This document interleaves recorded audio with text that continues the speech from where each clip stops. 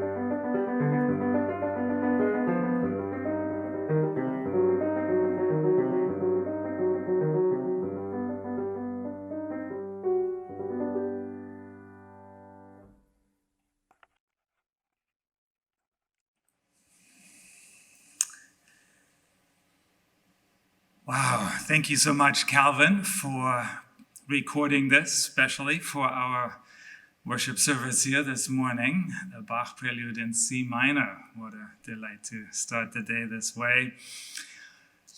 Welcome to the Unitarian Universalist Church of Concord's first ever online worship service. My name is Michael Leuchtenberger, and I serve as the senior minister of this wonderful congregation. Thank you for joining us on this experimental virtual Sunday morning. We are an inclusive church where we support each other on our own and our shared spiritual journeys. We celebrate a diversity of lifestyles and religious beliefs. We embrace the beauty within each of us, yet acknowledge the imperfections that do make us human. In other words, you are all welcome wherever you are, and I'm glad you are here with me, at least in spirit. I'm especially happy to welcome first-time and returning visitors.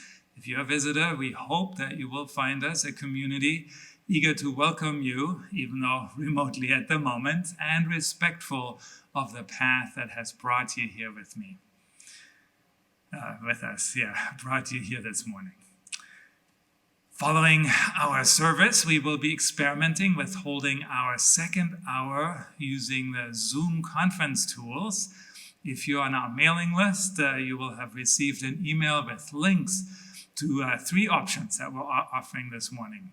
I will repeat those options after we conclude the worship again, but just to give you a quick preview, you can either join us in Zoom room number 1, which will be sort of a general check-in,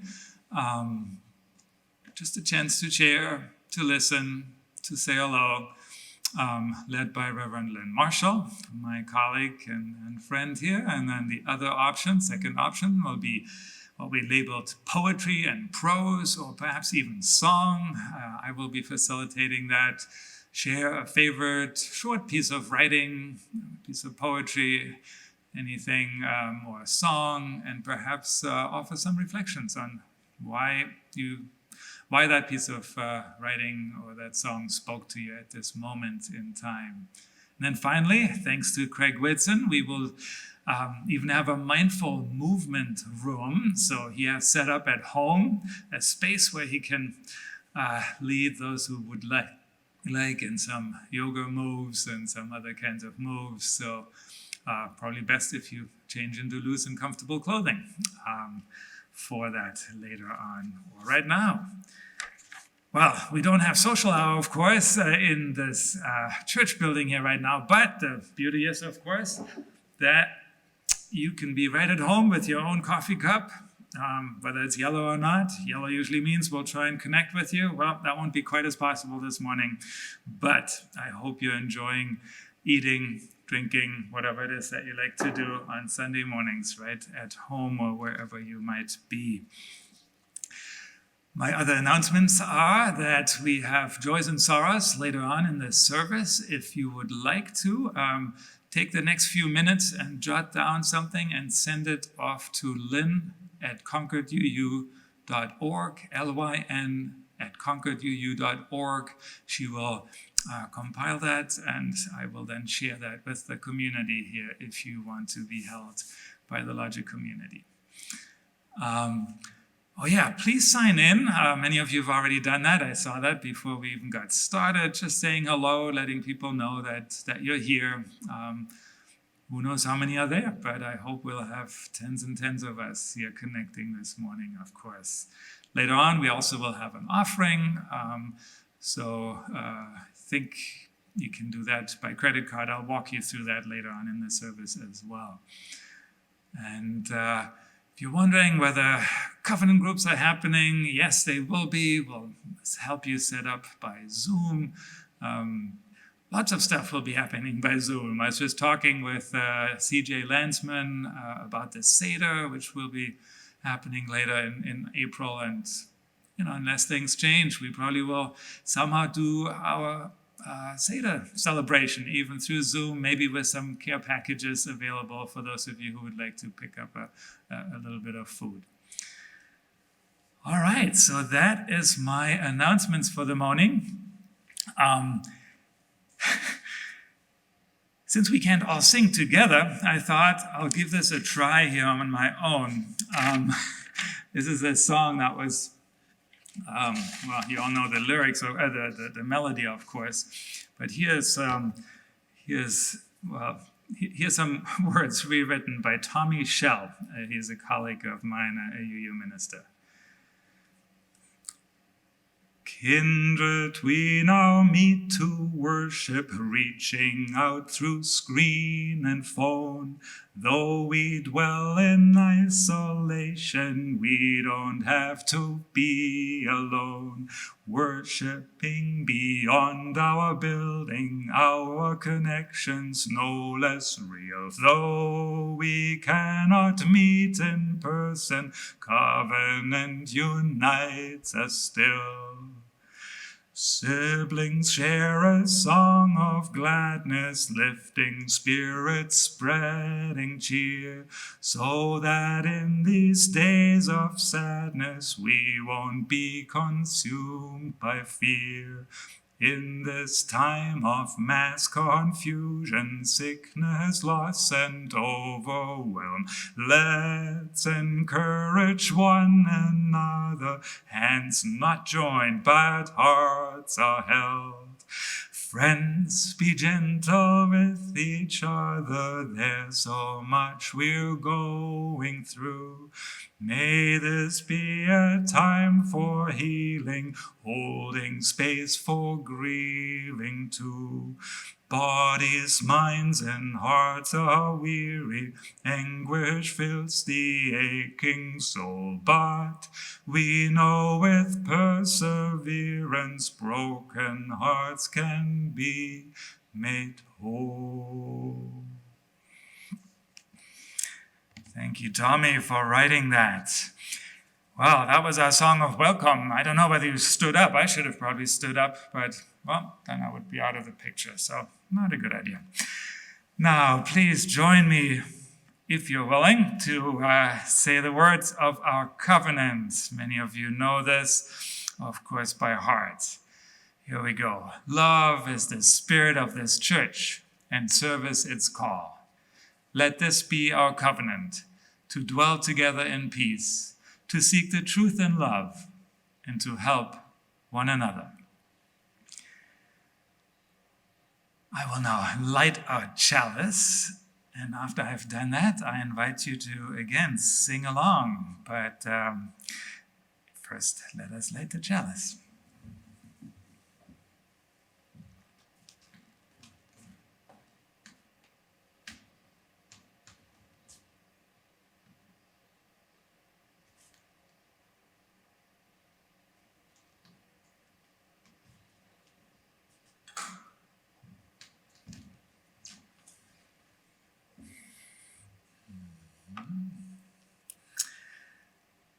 So this is an interesting experiment. It sometimes is a little bit of a delay here in how the different pieces work together. But we'll give it a try. Thank you, Calvin, again, for recording this.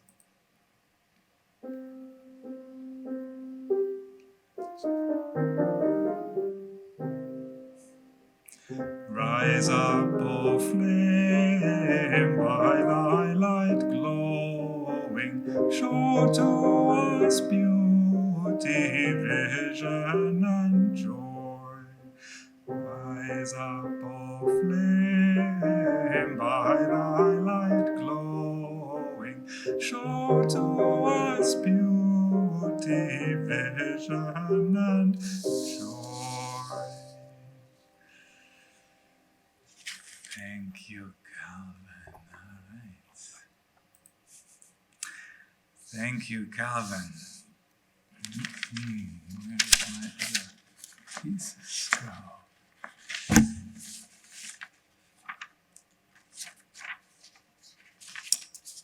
So, this is really quite a historic moment, isn't it? What hasn't happened in my lifetime, of course, that we've actually shut down church here, and yet it is so much more important than ever that we stay connected.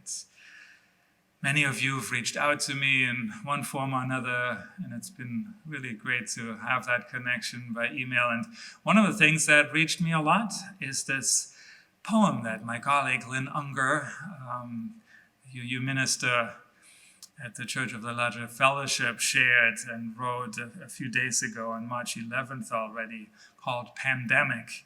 Since so many of you suggested I might find this useful, or might want to share this with our community, I'm doing it right now, right here. Lynn Unger. What if you thought of it as the Jews consider the Sabbath, the most sacred of times? Cease from travel, cease from buying and selling. Give up, just for now, on trying to make the world different than it is. Sing, pray, touch only those to whom you commit your life. Center down. And when your body has become still, reach out with your heart. Know that we are connected in ways that are terrifying and beautiful. You could hardly deny it now. Know that our lives are in one another's hands. Surely that has come clear. Do not reach out your hands, reach out your heart. Reach out your words. Reach out all the tendrils of compassion that move invisibly where we cannot touch. Promise the world your love, for better or for worse, in sickness and in health, so long as we shall live. Thank you, Lynn, for writing those words.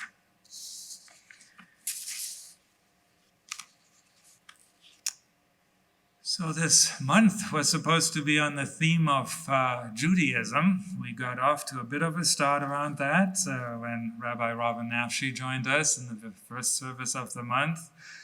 Last week we had a little bit of an experiment going on as well. So this week we were supposed to listen to UU Jewish voices. But, well, sometimes we have to just respond to the realities as they are. However, we get to sing another hymn here, and I don't know whether this will at all work. I'm just going to sing Shalom Havarim and invite you to either join along. I don't know whether this can work at home. I won't hear you, of course. Plus, you will be about 90 seconds delayed from me. But see if you even can do it as a round, those of you who are comfortable singing that way. All right, here we go. Shalom Havarim, Shalom Havarim, Shalom, Shalom. Shalom Chavarim, Shalom Chavarim, Shalom, Shalom. Lehitraot, Lehitraot, Shalom, Shalom. Shalom Chavarim, Shalom Chavarim, Shalom, Shalom. Lehitraot, Lehitraot, Shalom, Shalom, Shalom, Shalom.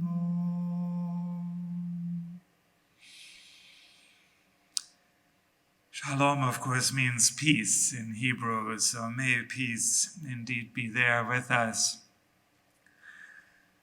Let us now spend a few moments acknowledging the joys and perhaps the many sorrows that are with us. Well, also the many joys. I will look at what has been collected here. Lynn, if you could refresh anything that you have done, that would be great.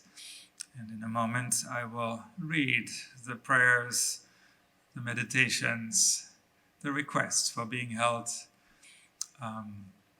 with our congregation here.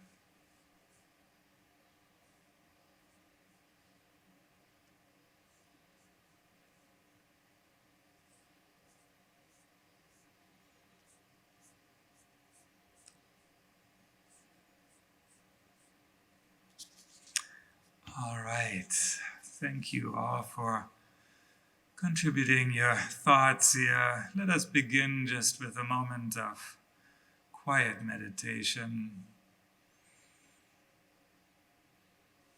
Opening our hearts in this moment to all those who have experienced loss, who are anxious, afraid perhaps, uncertain about what may come.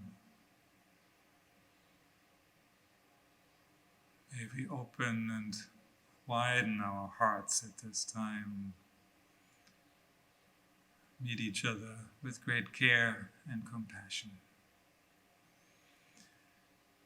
Darlene Olivo wrote, I've been sick for over a month with fever, pain in my joints, not flu, more likely as yet undiagnosed autoimmune disease. Prayers and virtual hugs, all kinds of healing juju are welcome. Thank you. Thoughts are with you, Darlene. Berlinda Neural shared with us, my very special sister, Heather, has been diagnosed with breast cancer, and I will be heading to North Carolina to care for her after her April bilateral mastectomy. Please work on sending special energy sending special energy and prayers for my safe and COVID-free travel as I drive to be with Heather Hietala in Asheville, North Carolina, and we work through this. Belinda and Heather, we lift you up in our hearts. Heidi Page wrote, "For the children who are not going to get the respite from their abusive families by being at school, I worry for their food safety, their hearts, minds, spirits, and physical safety. For all the parents who will be trying to juggle the stress of 24-hour family life, work life, while stressing about health, food, and money. Try to find humor when you can. Seek each other's company in new, unique ways. Be creative in your schedule to engage with loved ones. Take care of yourselves." Thank you, Heidi. Nancy Normand shares with us, "I went to Mass General for my regular checkup Friday. All is great. No tumor growth, no more chemo. I return in July. My neuro-oncologist, who is also part of Harvard Medical advises that individuals keep their immune system boosted with extra vitamin C, kale, Swiss chard, and all the herbal medicinals as the best way to invite the virus." Nancy, we keep you in our hearts and so glad that your chemo is over for now. Kitstani is lighting a silent candle.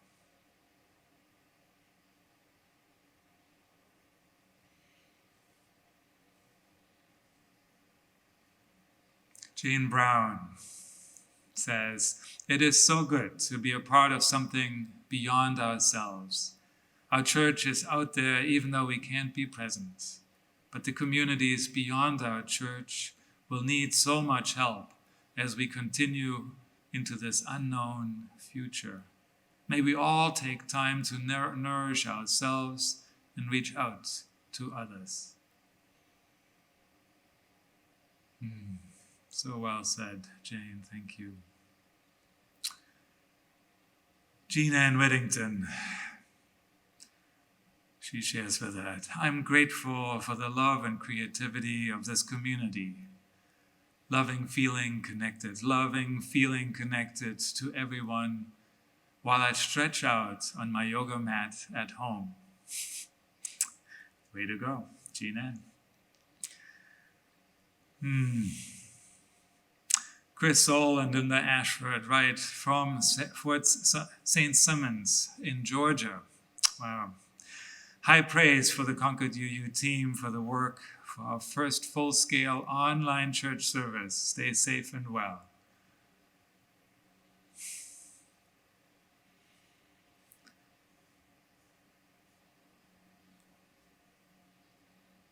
I'm sure there's much more I will share a little bit later about my own parents, for whom I am somewhat concerned, so I wish for everyone to hold them in your prayers, in your thoughts, as they experience this virus in isolation, far from each other and far from the rest of their family.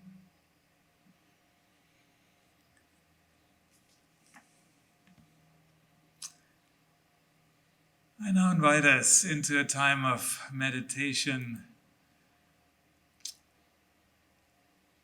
The music that will play is Ubi Caritas et Amor, Ubi Caritas Deus ibi est.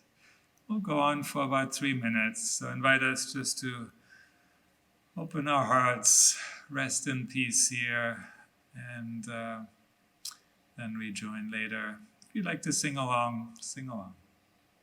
Oh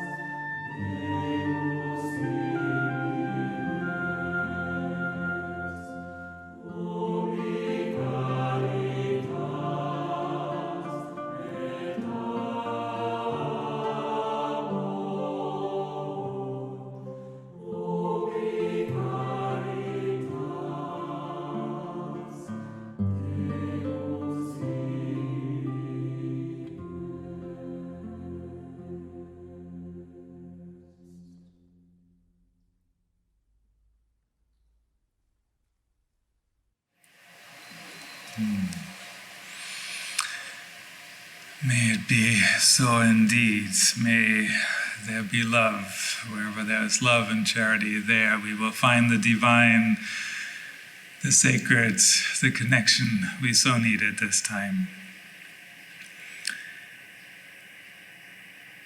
Thanks to Jim Schlosser, who, even though he's not here with me in person, recorded his testimony on what this church means to him.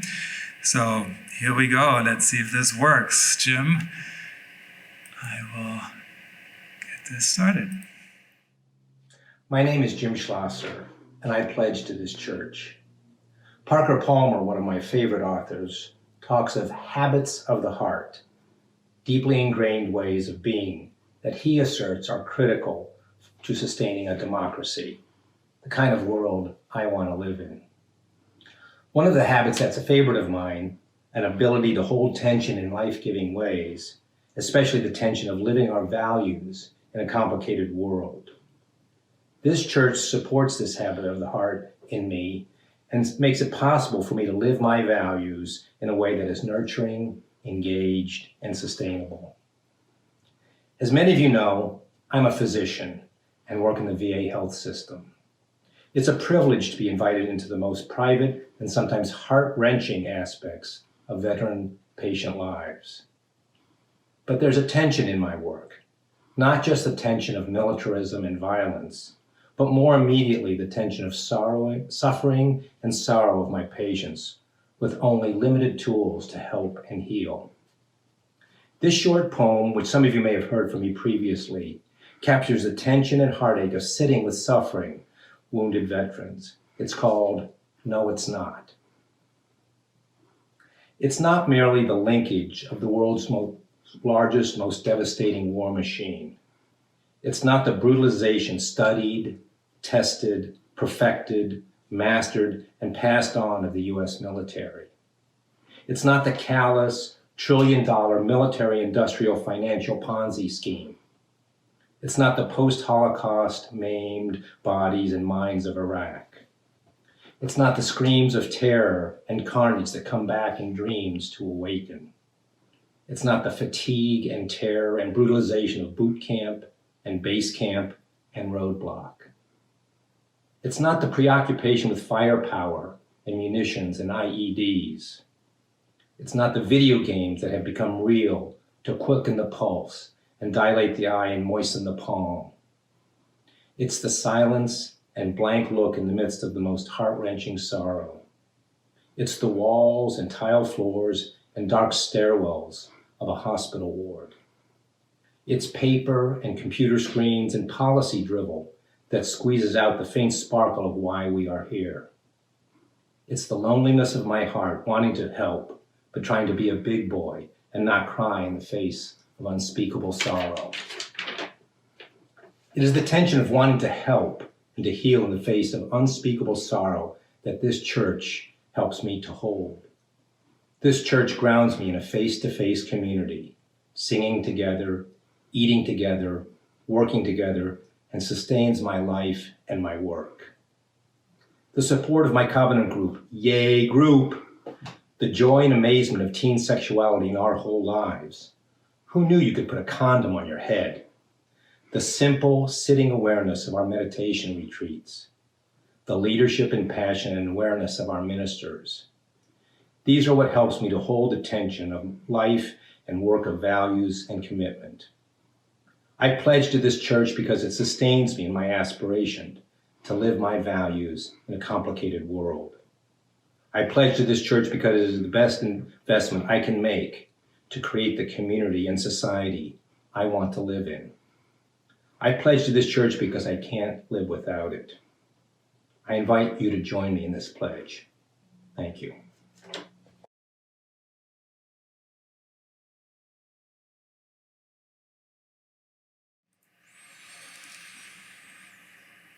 Wow, thank you, Jim. Powerful words. Really appreciate you being the first to do this digitally. I hope others will follow suit, get inspired, create something shared with us. Lynn and I will be here ready to turn it into something that we can share during worship, whether these are your own words, a story, a song, something you sing, a piece of music. Get creative. Just do it in isolation for the time being without spreading the germs, I guess, or the virus, I should say. Well, usually the choir would sing at this moment, but I don't have the choir to sing right now, so we will go straight into our sermon piece here. So thank you again for being with us this morning. I hope you're starting to feel the connection with each other. I just did a quick check online and I saw that at least 78 of you posted comments. So I'm encouraged that we might have, 70, 80, 90, maybe 100 or more of us all connected right now in this space here throughout Concord and really throughout the world. Who knows where everybody is located right now that is listening. It is good to be connected. And isn't it ironic at some level how, even though we've been faced with this virus that forces us to be separate, to distance ourselves from each other physically, how we're suddenly so massively connected with each other. At least this has been my experience with my family. I've had more interactions on WhatsApp and email and Zoom and all these things with my brother and my sister than I've had in maybe forever, and constantly sort of sharing this experience. And in part it is because we're concerned about my parents. My parents are in that 80 age range, but not only that, so they're a little bit high risk just because of their demographic, but both of them were until just recently in the hospital. My mom had a knee replacement surgery and then was in rehab. And so we were quite concerned about how that would play out if she stayed there for longer. And then my dad suddenly had a heart attack a few days ago and had to go into the hospital and get a stent inserted. And on Monday, he will get a second one. And so we're concerned about how they will weather this storm, especially if it's true that most of us at some point, or many of us, perhaps a majority even, will eventually get infected by the virus and will have to deal with those consequences. And for most of us, of course, it will be okay, right? And the reason we are sort of stepping into this, what may seem like a drastic measure of suspending all in-person interactions, is not because we are suddenly gripped by huge fear and feel like we can't do this in community.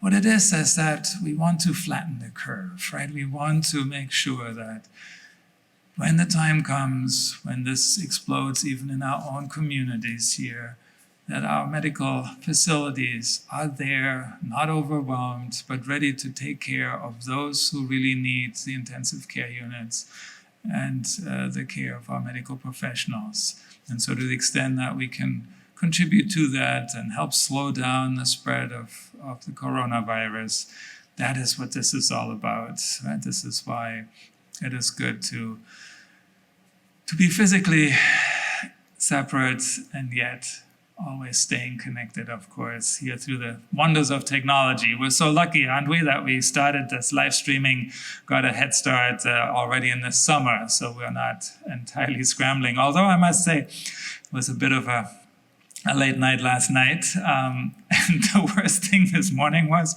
I came in and guess what? I had set this all up, in the darkness of night. And then I come in and the first thing I notice, I'm brightly lit by the sun in my face. So I had to figure out this crazy concoction that gives me shade and allows me to look into the camera without blinking. So it feels a little bit like the calm before the storm to me. As brings back memories of 9/11, only then it was the calm after the torrent, right? The huge storm, of course. But there was also a level of calm that invited us to take stock, to pause, to do things differently from the way we usually do, and to notice our neighbors, notice our own heartbeats, to stay connected with ourselves. So whatever that is that you do to stay connected with yourself, might be meditation, might be gardening, well, that's might be a little early, but who knows, might be singing. Now you have to do it in the shower or with yourself, playing the guitar, painting. Wouldn't that be nice? Have a lot of paintings done, and then we can share them online here. Bring them in. Be creative. I mean, not bring them in. Send them in. We'll create a collage with all of the drawings that you come up with. Stay connected to self. Stay connected to your spiritual practices, to your hobbies, whatever it is that grounds you and allows you to be your best self, to make it possible to not react, but to formulate a response, right? To formulate a reasoned, rational response, not grounded in fear and anxiety.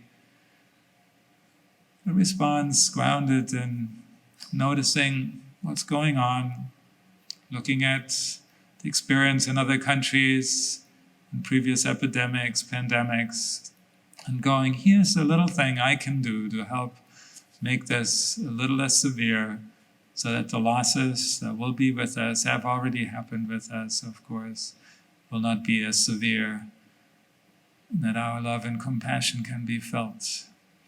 And then it's staying connected with others, right? We can show right here, we're connected.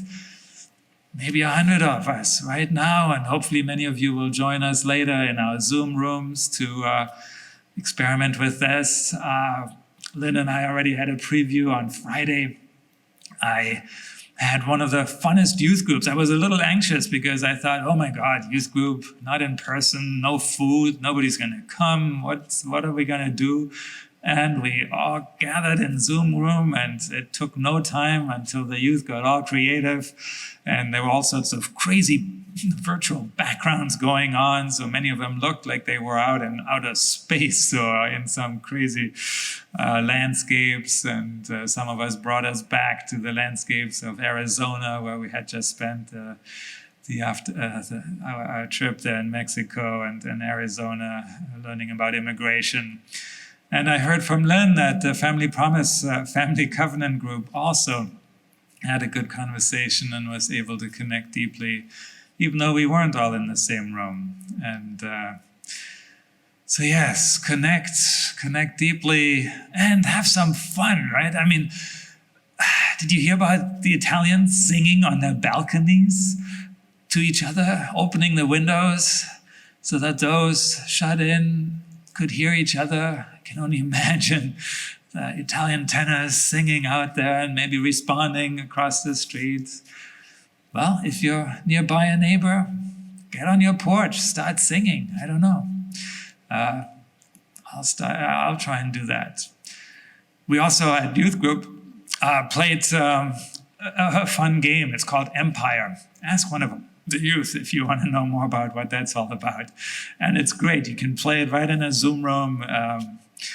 We played it a lot on our trip as well. And there's just so many online connected games. My kids show that to me all the time, even though I sometimes roll my eyes when I hear them yet again talking, and yet there's nobody in the room. But they're having fun, they're giggling, they're being creative, they're coming up with strategies. So let's learn from them. They can be our teachers there. Use Zoom, Google Hangout, Facebook, social media, whatever it is that you are comfortable with. Even I have come sort of slowly inching back to Facebook. I don't typically do it, but turned out there's a lot of good stuff out there, connecting me with folks, with some of you. And then, I don't know whether it's been the same for you, but I've just been so drawn in to this experience of sucking up every bit of information I could about this the virus and what's happening in what country. And in some ways I've been paying attention to Germany and Italy because it's where my family is, and sort of seeing this come. And then now in the US, of course, it's picking up as well, and reading everything I could, listening. And then I noticed, wow, is this really necessary? And I sort of justified it for a little while because here I am, we need to make a decision as a faith community whether to do what we're doing now and suspend in-person activities. But now we've made that decision. So I'm sort of promising to myself to not get drawn too deeply into every source of news, and to try and stay away from information overwhelm, to focus on a few reliable resources, whatever that is in your life. I have a German website that I check. I have the New York Times. Maybe leave it at that. Only check every hour or so, not every 10 minutes, however often you go out there and check. Slow it down. The news will still be there an hour from now, 2 hours from now. Let that be what it is. Instead, connect with yourself, with each other. Have some fun. Take a walk. Go out into nature. Go on walks with each other. Just stay far enough away. Right? Those are the kinds of things I think that will ultimately make us not feel overwhelmed. And notice when you're drawn into that blame game. There's this sense, right? I've noticed it over and over here as we discuss things, whether it was with the board or at the staff meetings, my intention, my sort of mind going towards, well, if only that had happened, and only this person had done that, and only these leaders had done that. Perhaps so, and perhaps not. But the question at the end of the day, I feel, is, what does that do for me, my soul? Does that really help anything, anybody, if I go down that road? So I invite you to notice how that is impacting you. Let go of the judging as much as possible, and the blaming, the anger that tends to follow that, the irritation. So yeah, what are you noticing right now? What is out there for you? I'm noticing my heartbeat. I'm noticing this opportunity, this sense of feeling massively connected around this shared experience.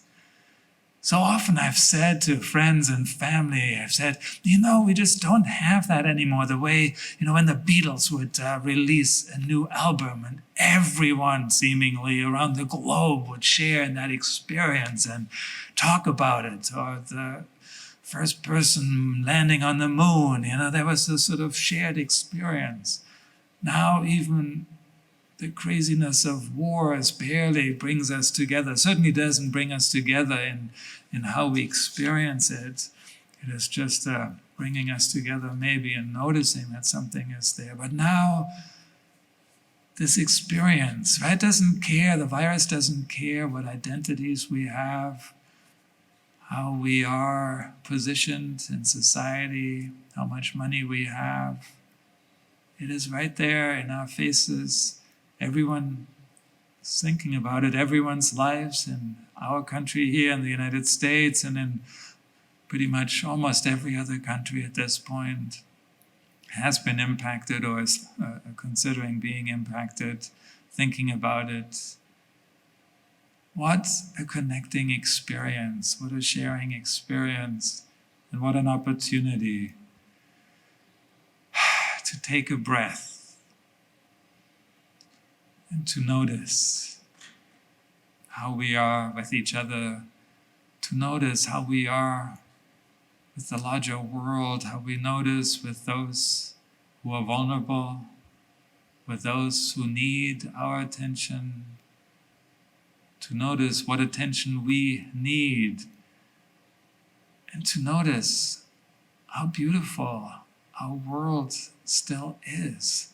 The greenery, our nature, our globe, and how much our climate suddenly can benefit from a sudden thing like a virus coming around, slowing us down, reminding us that at the end of the day, change is not the issue, right? Change is not the problem.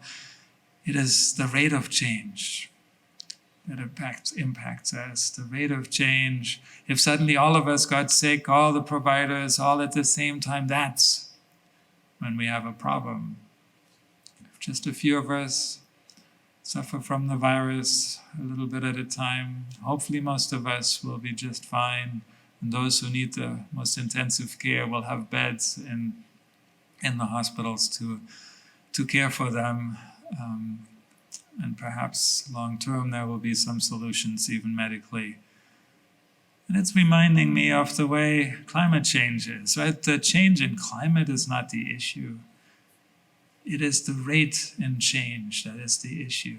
We need to slow things down, and we've now proven to ourselves we can slow things down if only there is a collective will. But right now, there is still that calm before the storm. The calm before what is uncertain at this time will hit us.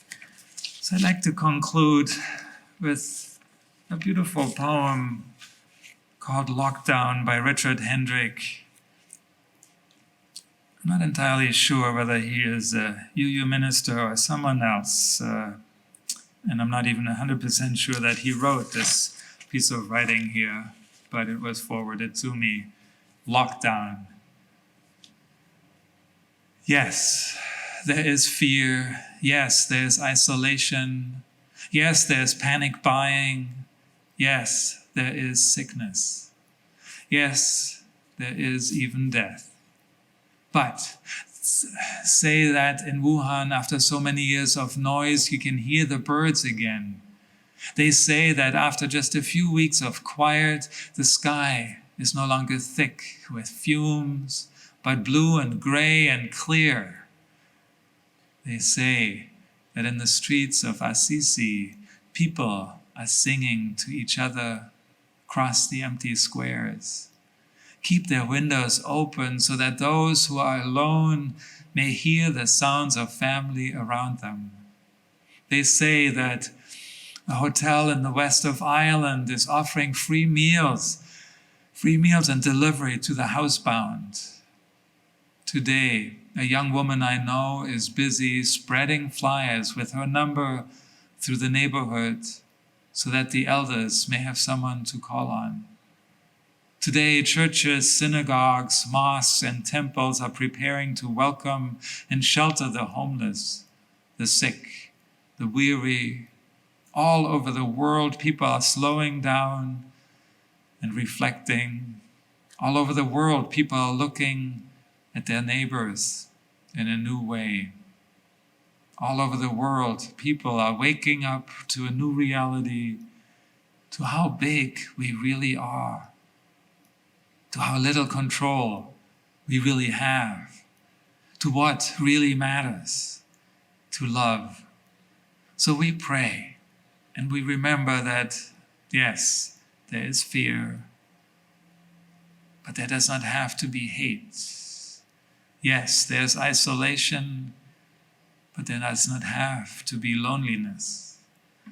Yes, there's panic buying, but there does not have to be meanness. Yes, there's sickness, but there does not have to be disease of the soul. And yes, there's even death. But there can always be a rebirth of love.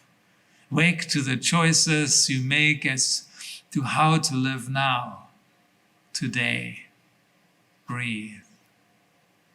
Listen behind the factory noises of your panic. The birds are singing again. The sky is clearing, spring is coming. And we are always encompassed by love. Open the windows of your soul, and through you may not be, and though you may not be able to touch across the empty space and the empty square, sing. Sing. Written on March 13th, 2020. Thank you so much, Richard Hendrick, wherever you might be in this world.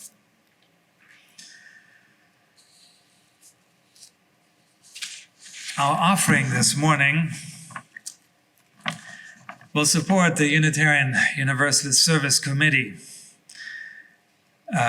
Central American Migrant Justice Initiative, one of their top program priorities this year, the UUSC's Central American Migrant Justice Initiative.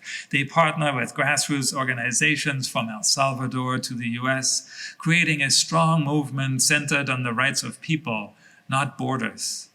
Their work includes a shelter that offers migrants food and health care, and funding teams of attorneys to help asylum seekers, especially those most at risk. You can check out more at uusc.org. I just want to add that the camps along both sides of the borders that now exist, as well as the detention centers, could very well become breeding grounds for the COVID-19 virus. So we're asking for help to support some of the most vulnerable people in the world.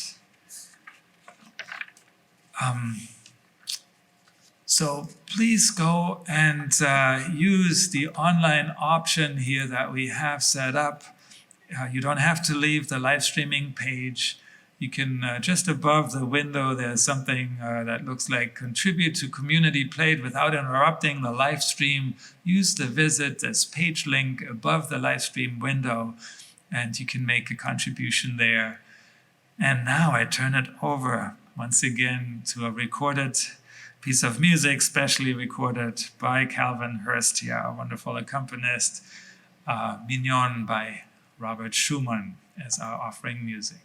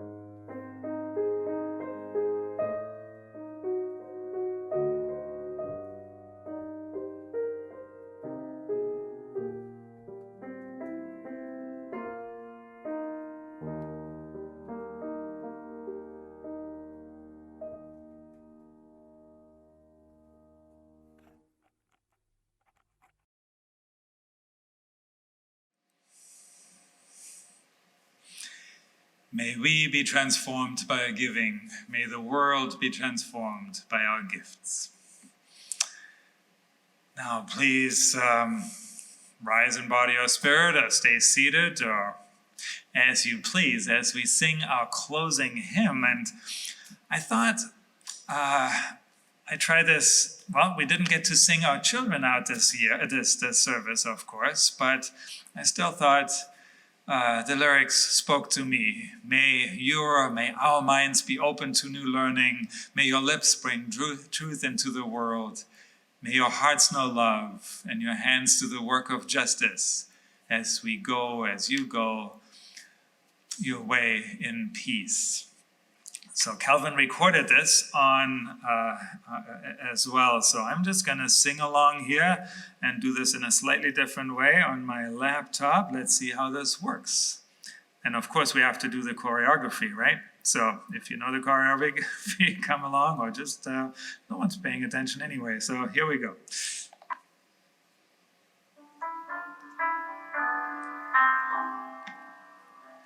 May your minds be open to new learning.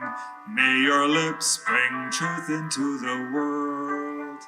May your hearts know love and your hands do the work of justice as you go your way in peace. As you go your way in peace. May your minds be open to new learning. May your lips bring truth into the world. May our hearts know love and our hands do the work of justice as we go our way in peace. As we go our way in peace.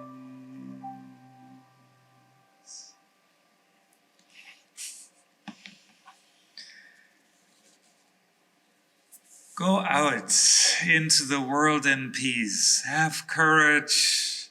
Walk humbly. Walk together, just not too close together.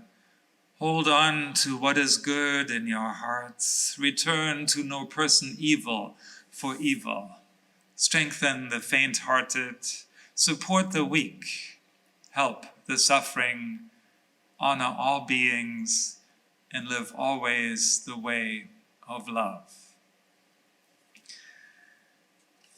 I now ask myself to please extinguish our chalice, and then I'll be back to ask you to join me in the words we usually say.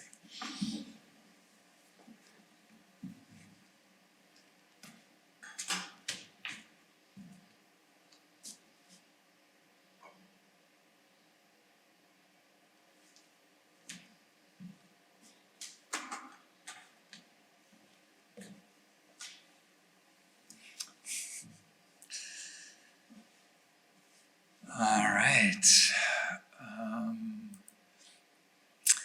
Please join me in these words. We extinguish this flame, but not the light of this faith we share, the warmth of community or the fire of commitment.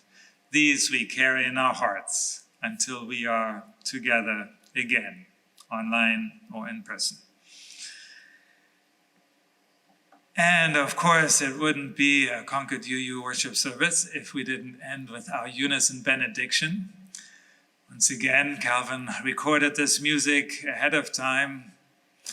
And I sort of thought of some kind of choreography to go with this, but I might not remember accurately, so I'll have to practice a little bit more. But from you I receive, to you I give, together we share, and from this we live.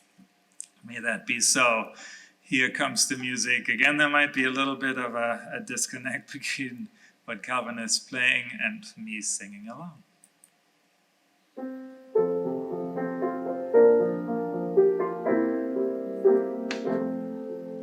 From you I receive, to you I give, together we share, and from this we live. From you I receive, to you I give, together we share, and from this we live.